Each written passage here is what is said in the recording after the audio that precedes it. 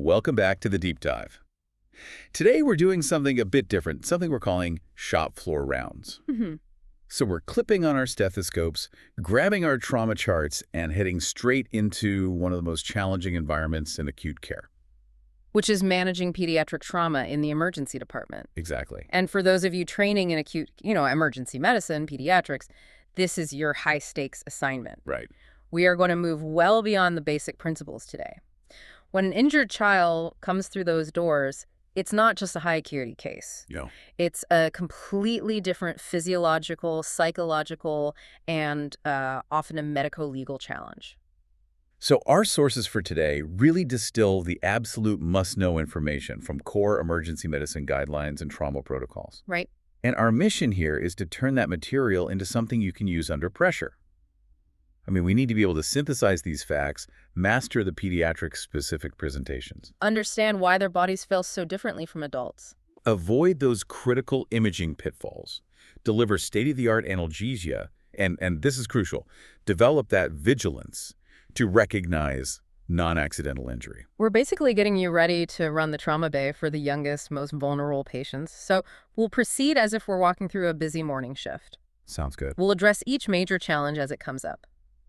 Let's start this deep dive by cementing that one foundational truth that governs everything. Okay, let's unpack that core foundation. This is the central idea, isn't it? The pediatric environment is just profoundly different. It is. Physiologically, anatomically, kids are susceptible to different injuries, and they decompensate in ways that staff who are used to adult trauma, well, they can miss it entirely. That is the first, and I'd say the most dangerous lesson. We often talk about how resilient children are. Hey, they bounce back. And they do have these incredible physiological reserves, but that reserve is so misleading. How so? They maintain their vital signs, especially their blood pressure, remarkably well. They do this through massive peripheral vasoconstriction. So they're shunting blood to the core. Exactly. They effectively wall off their circulation to keep the brain and heart going. This means they are often profoundly shocked before their blood pressure finally drops. And when it goes?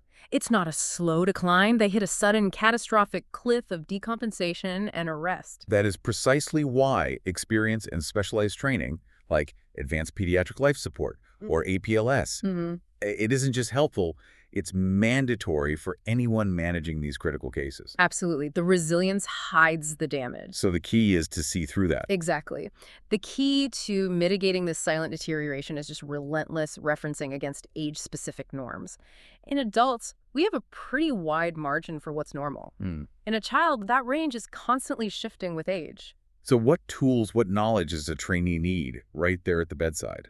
Because a 5-year-old's normal is just not the same as a 15-year-old's. You must have a chart, a laminated chart, an app, some system in your trauma bay that gives you the expected normal physiological values. Heart rate, respiratory rate. Heart rate, respiratory rate, blood pressure, all based on age, broken down into tight groups. Infant, toddler, school age, adolescent. And you're watching for any deviation. Any sustained deviation. If a child's heart rate is just creeping up towards that upper limit, they're desperately trying to compensate for volume loss. If their respiratory rate is climbing, they're either hypoxic or trying to fix a metabolic acidosis. You're already in a crisis. And bradycardia, a low heart rate. In a severely injured child, bradycardia is often a pre-terminal sign. That demands immediate aggressive intervention. And tied directly into this is the absolute necessity of an accurate weight. It determines everything, doesn't it? Everything. Fluid resuscitation volumes, when to give blood, and of course, every single drug dose. This is non-negotiable then. Completely. Getting the weight wrong is a fundamental error. If the child is stable enough, you weigh them, period. And if they're too sick? If they're too sick or you're in the middle of a trauma scenario, you have to rely on estimation. The Breslow tape is the global standard for this. The color-coded tape. Yep, it's color-coded. You lay it alongside the child. It estimates weight based on their length, and it often has pre-calculated drug doses printed right on it. It minimizes calculation errors when you're under pressure. Are there common mistakes people make with the Breslow tape? Yes, 3 main ones. First, make sure you measure from head to heel, not just to the end of the stretcher. Second, make sure you're using the weight side for drug calculations, not the length side. Okay. And third, remember that if a child is obese, say above the 95th percentile, the tape might significantly underestimate the drug dose you need because it's based on average weights. And if you don't have one? In a pinch, for kids aged 1 to 10, there's a reliable formula. Weight in kilograms equals age in years plus 4, all divided by 2. Okay. So with those foundational numbers locked down, the initial approach is still the standard trauma resuscitation, the ABCDE approach. We use the CABCD framework. That's catastrophic hemorrhage control, airway breathing, circulation, disability, and exposure. But the unique part for kids is the frequent reevaluation. Because of that sudden crash we talked about. The cliff edge. Exactly. A child can go from stable to peri-arrest in minutes. So if you finish your primary survey, you move to the secondary, and then the child's heart rate spikes or their GCS drops even 1 point. You stop. You immediately stop the secondary survey and go right back to A, B, and C. It's an iterative, relentless process. Let's talk about C, circulation, and fluids. What are the key differences there compared to adults? In children, we start resuscitation with a 20 milliliter per kilogram bolus of crystalloid, normal saline, Hartmann's. But crucially, we limit this initial volume. Why is that? Well, the standard recommendation is to give no more than 2, maybe 3 boluses of 20 milliliters per kilogram total before you switch immediately to blood products. It's 40 to 60 milliliters per kilogram max. Right. Children just don't tolerate hemodilution well. Pumping them full of crystalloid can actually increase mortality, especially if they have a severe head injury. If they don't respond to that initial fluid, they're bleeding. And they need blood. They need blood. Specifically, O-negative, uncross-matched blood in a true emergency. Now let's pivot to something that's a core clinical and ethical mandate. This is the golden rule of analgesia in pediatric trauma. This is often where older clinical cultures, let's say, clash with modern best practices. This point is paramount. You have to understand the history here. The rule is never delay analgesia for further examination or investigation. The old fear was that you'd mask the signs. Exactly. The historical fear was that pain relief would mask important clinical signs. Hide the guarding in an appendicitis or the pain from a fracture moving. But the evidence now overwhelmingly rejects that, correct? Absolutely. The whole idea of masking signs is both inhumane and clinically flawed. How so? Well, think about it. A patient in severe pain is screaming, they're distressed, tachycardic, hypertensive, and they're resisting all your attempts to examine them. You can't get a reliable history. Not at all. Modern evidence shows that appropriate, monitored analgesia opioids, nerve blocks, it allows the child to calm down, cooperate better, and that facilitates a much more accurate and thorough examination. It can even improve your diagnostic yield. And there's a physiological component, too. A huge one. Severe pain releases a massive catecholamine surge, which worsens the physiological stress and can delay recovery. A patient does not have to earn pain relief. It's a human right. So let's get specific on the regimens, emphasizing the dosing has to be meticulously weight-based. For moderate pain, what are our first-line oral options? You start with loading doses. Paracetamol, usually 15 milligrams per kilogram, and ibuprofen, 10 milligrams per kilogram. If the pain is moderate to severe, though, you escalate quickly. What? For oral opioids, dihydrocodone elixir is an option in many places. The dose is typically 0.5 to 1 milligram per kilogram orally every 4 to 6 hours. And if the pain is even more severe and maybe ID access is proving difficult, can we use oral morphine? Yes, oral morphine sulfate solutions are potent, but the dose varies critically by age group. For a child aged 6 to 11 months, you'd calculate 200 micrograms per kilogram. And for older kids? For 1 to 11 years, it's 200 to 300 micrograms per kilogram. Adolescents, so 12 to 17 years, can often handle a standard adult dose of 5 to 10 milligrams. That complexity really highlights why you need to rely on things like the Broslow tape or an electronic calculator. It is mandatory, and you must always confirm the calculation with a senior colleague or another nurse before you give it. What about rapid relief for procedures? Like reducing a simple dislocation or suturing a nasty cut, especially if getting an IV is taking time. This is where non-invasive methods are brilliant. Entonox, the 50-50 mix of nitrous oxide and oxygen, is incredibly useful. Gas and air. Exactly. It gives you rapid onset analgesia and anxiolysis. It's self-administered, which gives the child a sense of control, and it's metabolized almost instantly. So it's perfect for fracture manipulation or a difficult cannulation. It's ideal for those. The limitation is that it's usually not strong enough for, say, a major long bone fracture, and its availability can be a bit variable outside of large trauma centers. But for that true severe trauma, a high-energy pelvic fracture, a femoral fracture, all the opioids are still the mainstay. Yes. 4V-morphine is the agent of choice for severe injuries. The typical initial dose is 0.1 to 0.2 milligrams per kilogram, and you titrate it slowly, giving it every 5 minutes based on their response. And the key caution. The key caution, especially in a child who might have a head injury or be in shock, is vigilance for sedation and respiratory depression. You must continuously monitor their GCS and respiratory rate. If they start to get sleepy, you stop immediately. This brings us to regional blocks, which you mentioned are often the gold standard for long bone injuries because they give you that profound local pain relief with fewer systemic side effects. This is a hallmark of expert trauma care. For a femoral shaft fracture, the femoral nerve block, or FNB, or the fasciae-iliaca compartment block, they are game changers. And they can be done quickly. Very quickly, often using ultrasound guidance, which makes it much more accurate and safe. The FNB targets the femoral nerve, usually just lateral to the femoral artery, and it blocks sensation all down the front of the thigh. For trainees who might be new to this, how does the safety profile compare to IV opioids? What are the main contraindications? The safety profile is generally excellent as long as you're careful. You have to make sure you're not injecting into a blood vessel, and you use the correct weight-based dose of local anesthetic, like 0.25% bupivacaine. And the benefit? The massive benefit is you eliminate the respiratory depressant effects of systemic opioids. Contraindications would be things like a local infection at the injection site, a pre-existing nerve injury, or a severe coagulopathy. If you can do this block, the child is often comfortable enough to be transported for definitive care without needing any more systemic opioids. Okay, we've covered the foundational physiology. Let's move to neurological assessment. This is where the specialized assessment for children becomes acutely apparent, isn't it? We can't just use adult standards across the board. Precisely. The bedrock is still the Glasgow Coma Score, the GCS, but we have to apply the nuance. Right. The standard GCS verbal response component is really only reliable for children aged 4 or older, kids who are reliably verbal. For younger or preverbal children, we have mandated adaptations. So can you walk us through that key modification? Specifically for the nonverbal or preverbal child, how do we score that verbal component? For infants and toddlers, the verbal part relies on observing their interaction. If they're preverbal or if they're intubated, we rely heavily on the best grimace response to pain. So a grimace gets scored? Yes. A grimace or a cry that's spontaneous and normal for that child's baseline gets 5 points. Essentially, they're fully oriented in their own nonverbal way. And a lower score. A child who only shows groaning, moaning, or just nonspecific crying might get 2 or 3 points. 1 point is for absolutely no response to a painful stimulus.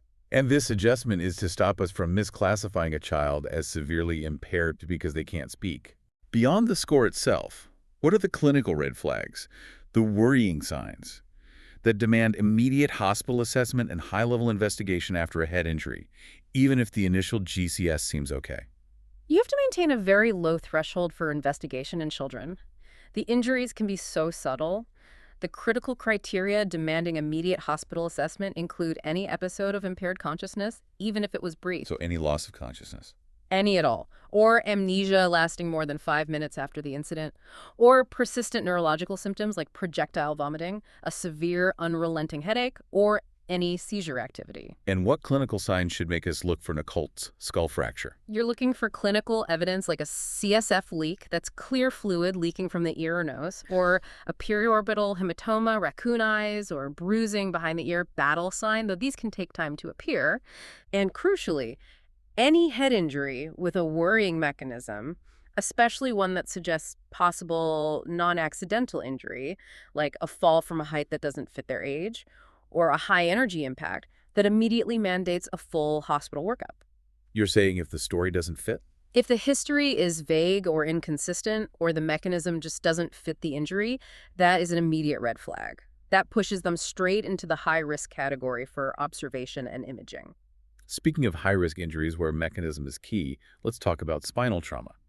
The elasticity of the pediatric spine is a physical difference with potentially catastrophic implications. It's the defining danger in pediatric spinal trauma. The spine is just inherently more elastic, the ligaments are stronger than the bone, especially in the neck, and the facet joints are more horizontal. Right. It means the spine can allow temporary intersegmental displacement on high-energy impact. The bones resist fracture, but the delicate, soft spinal cord tissue gets stretched and damaged by that temporary displacement.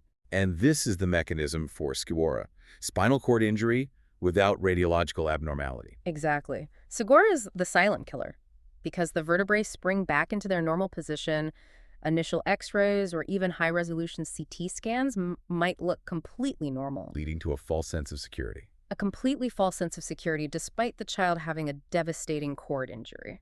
So how does this manifest clinically? How do you catch something that doesn't show up on the initial scan?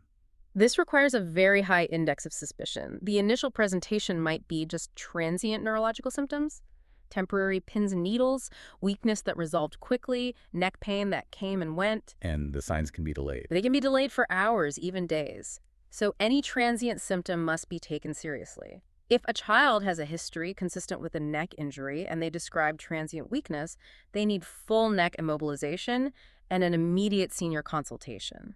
The gold standard for ruling out Segura isn't CT, it's MRI. Because it visualizes the soft tissues. It visualizes the cord itself. That elasticity also complicates the primary imaging, right?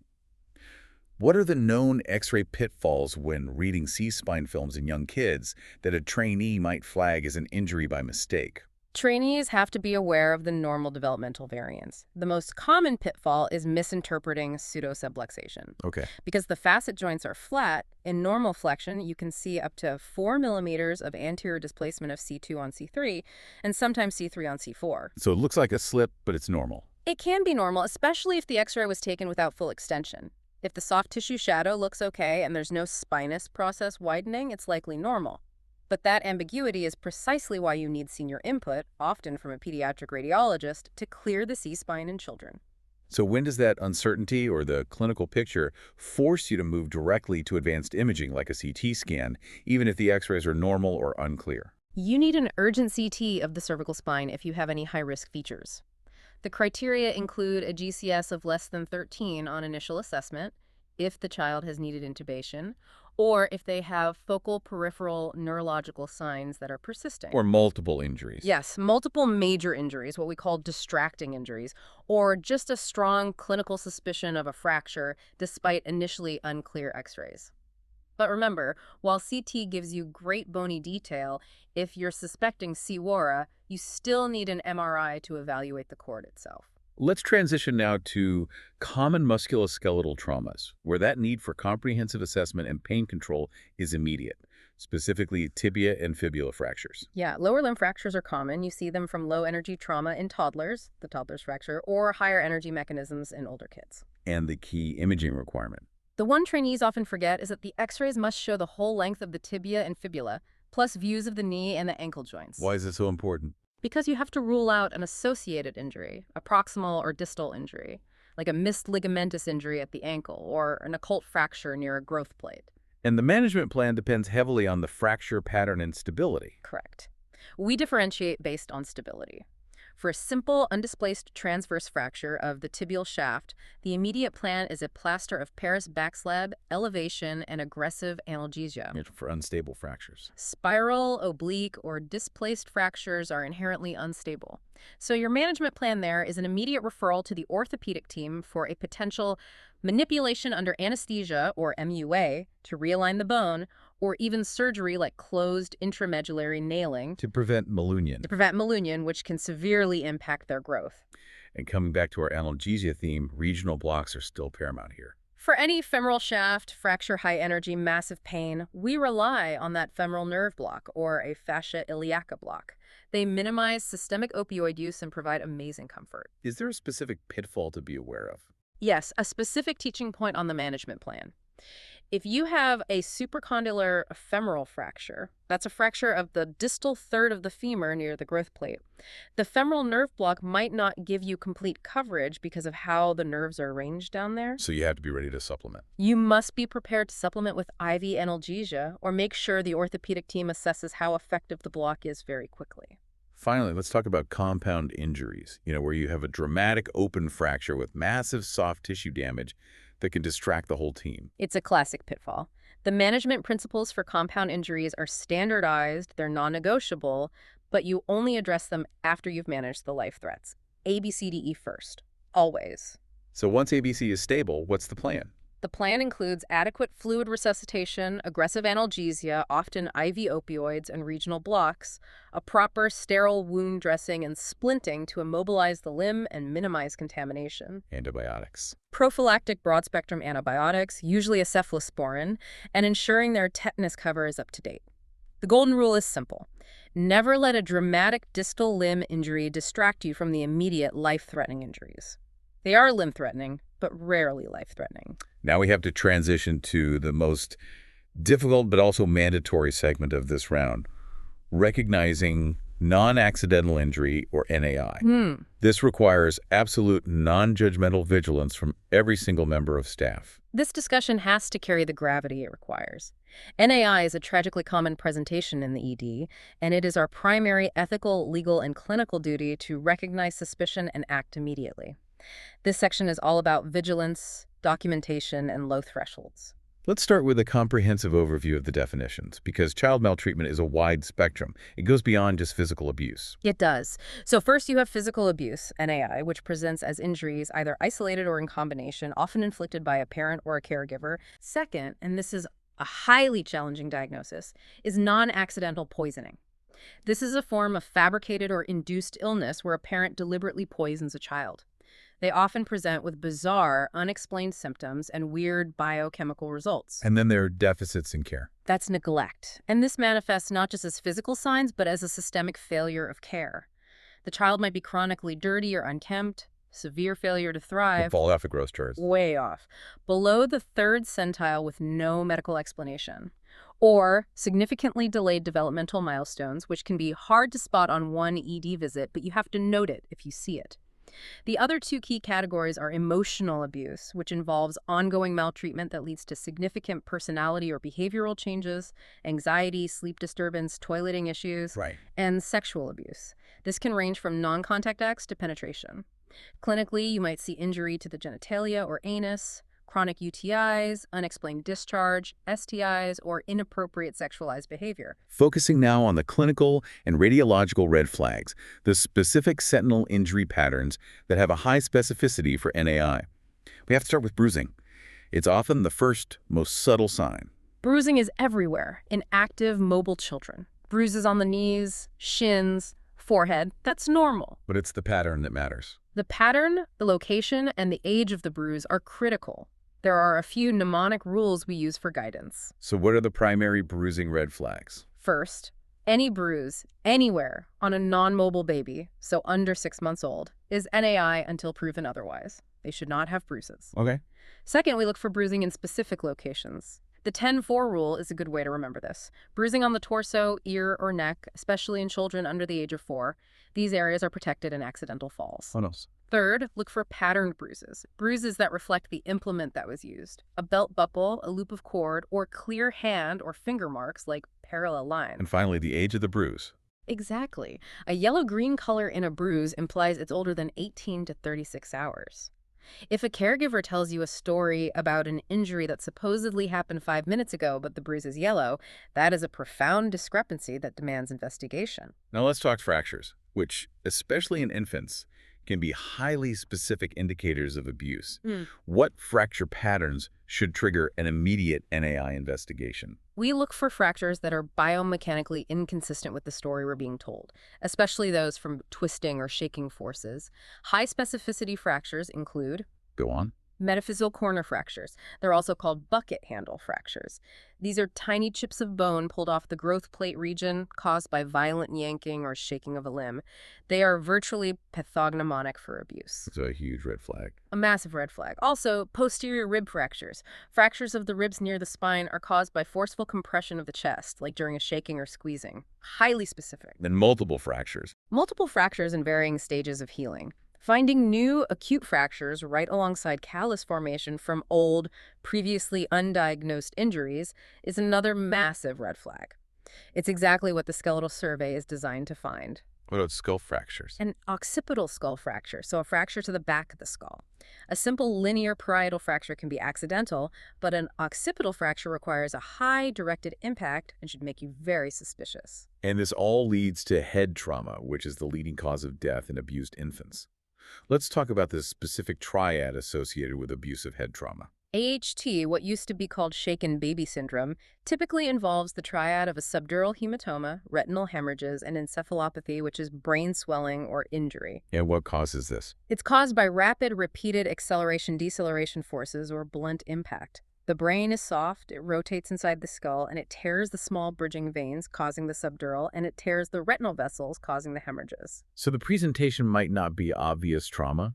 It can be very subtle. It might just be irritability, vomiting, or a slightly reduced conscious level in an infant. Retinal hemorrhages are hard to see with an expert eye. What's the standard process? Any infant or toddler with a subdural hematoma or any suspicion of AHT requires an immediate formal eye examination by an ophthalmologist, often with the pupils dilated, to look specifically for those retinal hemorrhages.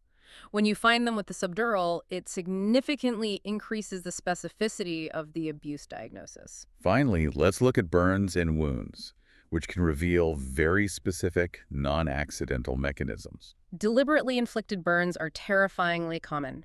Trainees must learn to differentiate a splash burn from an immersion burn. What's the difference? Splash burns usually have irregular depth and irregular edges. They look like scattered droplets of liquid that the child tried to pull away from. Immersion burns are highly specific for abuse. Can you describe the classic presentation of an immersion burn? You'll see burns on the hands, the lower limbs in a stocking pattern, or the buttocks in a donut pattern.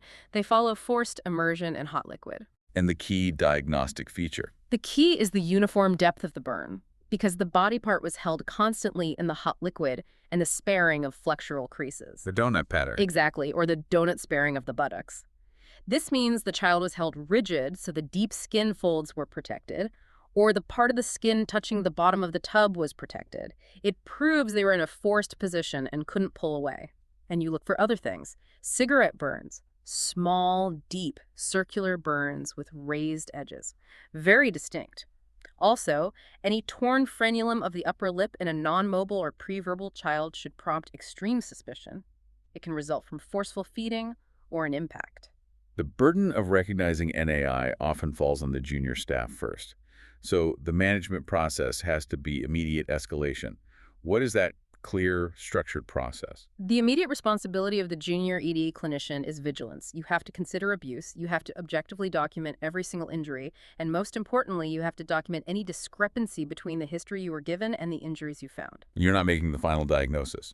You are not. Your job is not to diagnose abuse. Your job is to have a low threshold for suspicion and involve senior staff early. Once that suspicion is raised, who takes over and what happens next? Any suspicion must prompt the involvement of an expert senior doctor immediately. That's usually the on-call consultant pediatrician or the ED consultant. If the senior clinician agrees with the suspicion, the designated doctor will arrange hospital admission for the child. For what purpose? For stabilization and for further investigation. And what specialized investigation is mandated for suspected NAI? The cornerstone of investigation is the skeletal survey. This is a specific series of X-rays of the entire skeleton, skull, ribs, long bones, to look for multiple fractures of varying ages, including those subtle metaphyseal lesions we talked about. And this is mandatory for young children. It is mandatory in infants under 2 with suspicion, and often for older children too, depending on the injury. Additionally, a head CT or MRI and that ophthalmology exam are crucial. And of course, social care and police involvement are essential and mandatory at this stage. This process involves sharing incredibly sensitive information. Staff often worry about privacy laws like GDPR. We need to address that directly. This is a critical legal and clinical teaching point. The law prioritizes child safety. The General Data Protection Regulation, GDPR, and other data protection acts do not prevent the sharing of information when it is necessary to keep children safe. So safety trumps privacy. It has to. Information can and must be shared without consent if seeking that consent would place the child at further risk. For instance, if you suspect non-accidental poisoning and the parent is right there, seeking their consent for blood work or to share history is impossible and dangerous, safety always trumps privacy in the context of child protection. Let's wrap up our rounds by looking at some common yet high-risk acute scenarios. First up, pediatric poisoning, which often presents as a diagnostic puzzle. Pediatric poisoning really falls into 2 main categories, and that dictates your whole approach. The first, and by far the most common, is unintentional poisoning. The inquisitive toddler. Exactly. This is your 1 to 4-year-old, often with household cleaning products, plants, or medications that weren't stored properly.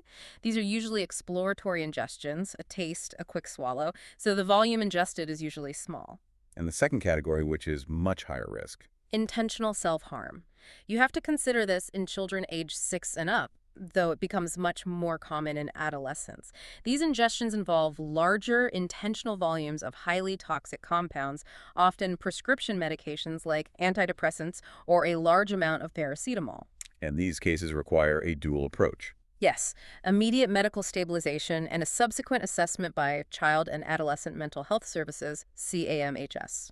So how do you manage that uncertainty when a small child might have ingested an unknown amount of something potentially toxic? Your decision relies on risk stratification. If the child ingested an unknown amount of a potentially toxic compound, they must be admitted for observation. For how long? Usually 6 to 8 hours on a pediatric ward, with frequent vital signs and maybe serial blood work, like liver function tests, if paracetamol is a possibility. And when can they go home? They can only be safely discharged directly from the ED if the substance is known definitively to be non-toxic, like a single vitamin or a small amount of non-concentrated detergent. Is activated charcoal still used much? Rarely in the ED now, but it still has a role. If you're going to use it, it's typically only beneficial if given within 1 hour of the ingestion, as it works by binding the toxin in the gut. We'd reserve it for specific high-risk ingestions like a massive paracetamol overdose or high-dose salicylate, where the benefits outweigh the risks of aspiration. Moving to environmental emergencies, the sources note that drowning is still a major cause of trauma death in children, about 12% of fatalities. Drowning involves a significant, rapid pathophysiology that hits the lungs and heart hard. In wet drowning, the aspiration of water into the alveoli causes pulmonary vasoconstriction and severe pulmonary hypertension. This leads to a profound VQ mismatch, ventilation-perfusion mismatch. So blood is shunted past unventilated lung, and it washes out the pulmonary surfactant. Stuff that keeps the alveoli open. Exactly. So the lungs become stiff and non-compliant, and that leads very quickly to acute respiratory failure and hypoxia. And your management plan has to be cautious, even if the child seems to have recovered quickly. Absolutely. The critical issue is the potential for delayed symptoms. Severe hypoxia and acidosis can manifest hours after the rescue because of ongoing pulmonary edema and inflammation. So what's the plan? Our management plan dictates that any child who required resuscitation or showed any signs of respiratory distress, coughing, wheezing, altered mental status, must be admitted for observation for 12 to 24 hours, even if their initial chest X-ray and oxygen sats look normal. Finally, let's close the round by looking beyond the immediate treatment to the wider context of injury prevention. The sources note a modern shift in terminology that's really important. Yes, for years we called these things accidents.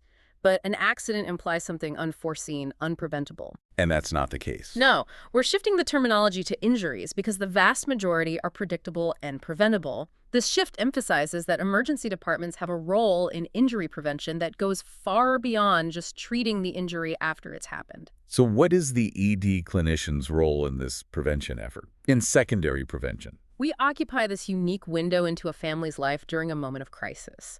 We know from data that injuries are strongly associated with social deprivation, low socioeconomic status, and times of family stress or sudden change. Like financial strain, holidays. Marital disharmony, exactly. So what can we do? ED staff can engage in secondary prevention right there in the trauma bay. This is a brief, non-judgmental intervention. For example, if a child comes in with a head injury from a bicycle and wasn't wearing a helmet, we can engage the parent in a conversation about safety measures, maybe offer resources. And it's an effective time to do it. It can be highly effective because the parent is already primed by the recent trauma. And this extends beyond the ED visit to systemic follow-up. Absolutely. Our role isn't done at discharge. It's often appropriate to contact the GP or health visitor to establish that systemic follow-up. This allows for upstream interventions that might address the social or environmental risk factors we identified, helping to prevent future injuries. Not just for that child. Not just for the child we just treated, but potentially for their siblings as well. This is the definition of using the ED as a population health tool. That brings us to the end of our shop floor rounds on pediatric trauma. This has been an incredibly detailed look at the specialized management required, moving from the basics to the most complex patterns. To synthesize the key differences in managing children, Success requires combining standardized protocols like ATLS with highly specialized knowledge. You must maintain vigilance for that decompensated state. Their vital signs are changing, and they crash hard and fast. You need an acute awareness of NAI patterns, the torso and ear bruising, the metaphyseal fractures, the stocking burns. And know that successful acute care relies heavily on tools like the femoral nerve block, GCS adaptation, and recognizing conditions like Sugawara. And remember, documentation and communication are just as important as your clinical skills. And for you, the trainee, the 3 critical take-home points are: first, never delay pain relief. It is a fundamental right and it aids your diagnosis. Second, know your drug doses by weight.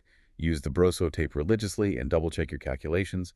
And finally, always, always have a low threshold for senior help and an immediate suspicion of non-accidental injury. Your role is recognition, not proof. And this raises a fascinating and difficult question for you, the learner, to consider further.